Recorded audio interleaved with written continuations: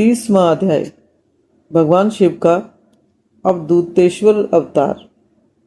नंदीश्वर बोले, हे ब्रह्मापुत्र, एक समय की बात है, देवगुरु बृहस्पति ने देवराज इंद्र और सब देवताओं को साथ लेकर त्रिलोकीनाथ देवादिदेव भगवान शिव के दर्शन करने के लिए उनके धाम कैलाश पर्वत की ओर प्रस्थान किया। देवराज इंद्र की परीक्षा लेने के लिए महान लीलाधारी भगवान शिव ने भयंकर अवधूत का रूप धारण किया। अग्नि के तेज से प्रज्वलित विशालकाय वे पुरुष बीच रास्ते में ही विराजमान हो गए।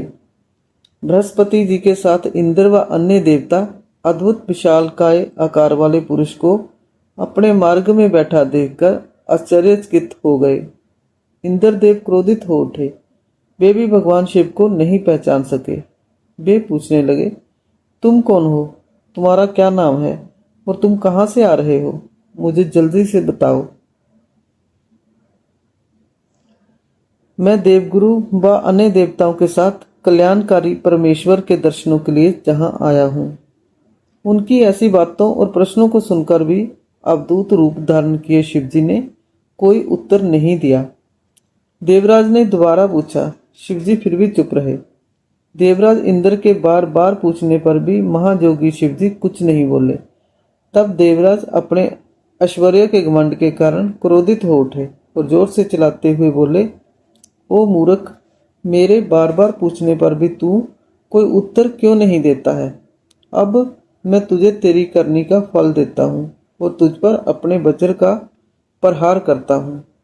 देखता हूँ तुझे मुझसे आज कौन बचाता है।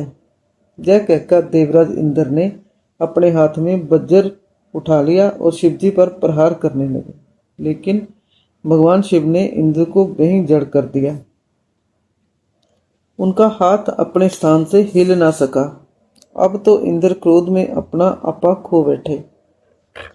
यह दृश्य देखकर देवगुरु बृहस्पति भगवान शिव को तुरंत पहचान गए। उन्होंने जान लिया कि देवराज को इस प्रकार उनके स्थान पर जड़ करने वाले स्वयं देवादिदेव महादेव जी ही हैं। वे हाथ जोड़कर भगवान शिव की स्तुति करने लगे। फिर उन्होंने शिवजी से देवराज इंद्र के अपराध को क्षमा करने की प्रार्थना की। बृहस्पति जी बोले, भगवान, अपने नेत्र से निकली हुई ज्वाला से इंद्र की रक्षा करो, उसे जीवन दान दो। तब भगवान शिव बोले, क्रोध में निकली इस ज्वाला को मैं वापस नहीं ले सकता।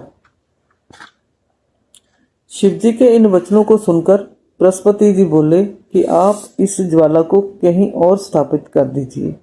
यह सुनकर शिवजी मुस्कुराए और बोले, हे देवगुरु, इंद्र की जीवन रक्षा करने के कारण आप जगत में जीव नाम से ही प्रसिद्ध होंगे। यह कहकर उन्होंने अपने नेत्र से निकली ज्वाला को हाथ में लेकर समुद्र में फेंक दिया। समुद्र में गिरते ही वह ज्वाला एक बालक के रूप में प्रकट हुई। वह बालक सिंधु पुत्र जलंधर के नाम से विख्यात हुआ। भगवान शिव ने ही देवताओं के आग्रह पर उसका वध किया। अवधूत रूप में ऐसी लीला करके शिवजी वहां से अंतर ध्यान हो गए और देवराज इंद्र, बृहस्पति जी व अन्य देवताओं के साथ प्रसन्नता पूर्वक घर को लौट आए।